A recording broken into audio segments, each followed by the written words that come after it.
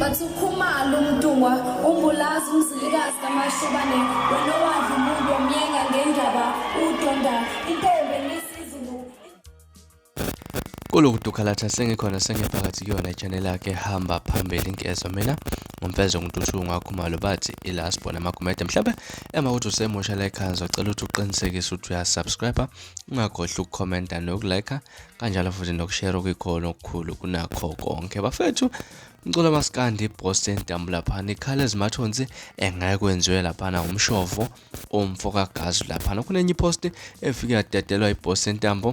lapha ekhasini ku Facebook lapha eveza inkulumo okanye ama screenshot ekade nawo lapha enkulumeni yakhe kanjalo lapha noMshovo umfokagazi lapha kule screenshot esifundeka kanjena lapha uMshovo efike wafaka khona enye inkulumo ekhasini lakhe lapha uMshovo bese lapha ipost entambo yasifoka ilink lapha ithi yana abantu lapha abahambe baze nawo umucwayo engomeni yakhe lapha wasevuka ngolakha lapha uMshovo umfokagazi lapha wathi lami eleli page akusilona elokupromote amasemba amavukane lokho akusikho workshop lana bafethu uvele waphatheka kabi lapha ipost entambo yasibuya lapha ekhasini ku Facebook yayochaza ukuthi enkwenze uMshovo wangabe saqedela kodwa akachaza khona ukuthi akwenza uMshovo angeke aphinda akukhohlwe nakancane ngendlela impela amphathe ngayo kabuhlungu mhlawumbe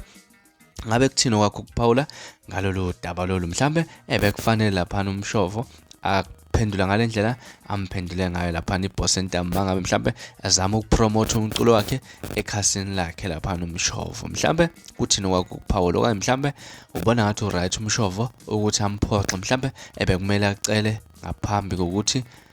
afake i-link lena ayifakile hlala no comment section ke esidingide lolu daba ngaze ukuthi izona ndaba ezihamba phambili namhlanje ningakhohlwa ukusubscribe nokulike nokushare kuyikhona okukhulu kunakho konke nibe nosuku lomnandi nginithanda kakhulu.